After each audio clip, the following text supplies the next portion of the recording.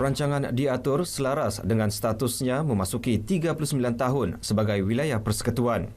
Ini merujuk Blueprint atau Rangka Tindakan Pembangunan Labuan 2030 yang bermatlamat menjadikan Labuan sebagai Smart and Sustainable Island City. 5 fokus utama termaktub di dalamnya menjadi keutamaan bagi merealisasikannya. Antaranya mengukuhkan sektor perkhidmatan kewangan luar pesisir antarabangsa, memantapkan hub logistik minyak dan gas, memperkasa sektor pelancongan serta pembangunan sektor pendidikan dan perkhidmatan awam. Ketua Pegawai Eksekutif Perbadanan Labuan, Ridwan Muhammad Ismail berkata, turut menjadi fokus utama untuk mencapai visi itu ialah meneroka kelebihan wilayah ini sebagai pulau bebas cukai.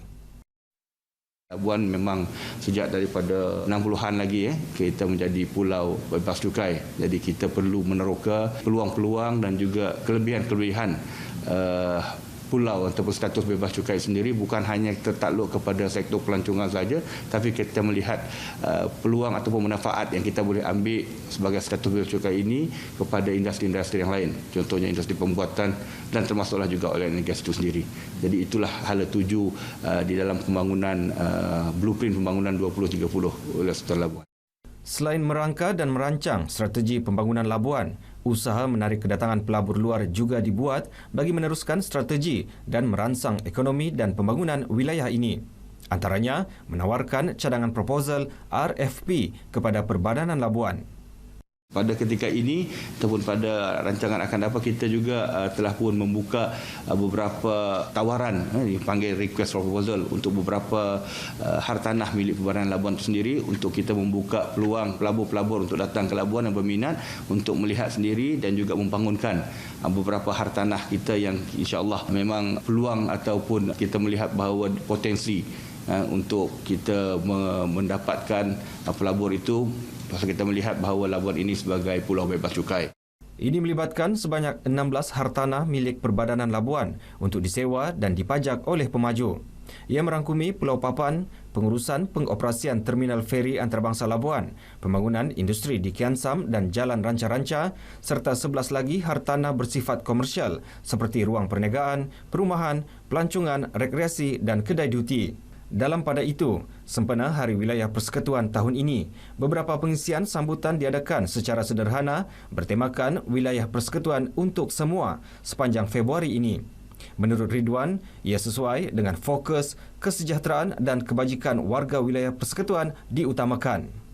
Seperti mana yang kita sedia maklum bahawa seperti mana yang telah pun diilhamkan oleh Yang Amat Berhormat Perdana Menteri kita Datuk Seri Anwar Ibrahim untuk sambutan Hari Wilayah Persekutuan tahun 2023 ini diadakan secara sederhana. Jadi untuk di wilayah Persekutuan Labuan ini kita bermula dengan pelancaran kibar bendera wilayah pada 15 hari bulan yang lalu, yang mana ini adalah bertujuan untuk kita menyemarakkan lagi semangat cintakan wilayah Persekutuan itu sendiri dan khususnya wilayah Persekutuan Labuan. Jadi itulah kita meminta supaya semua warga ataupun penduduk kampung dan juga seluruh kampung-kampung termasuklah premis kerajaan, premis-premis swasta untuk mengibarkan jalur ataupun kibarkan bendera wilayah ini sempena dengan sambutan Hari Wilayah untuk tempoh 1 bulan inilah, iaitu bulan Februari. Kita juga akan memberikan valuable goodies yang mana ini adalah memberikan sedikit tawaran diskaun kepada penduduk-penduduk Labuan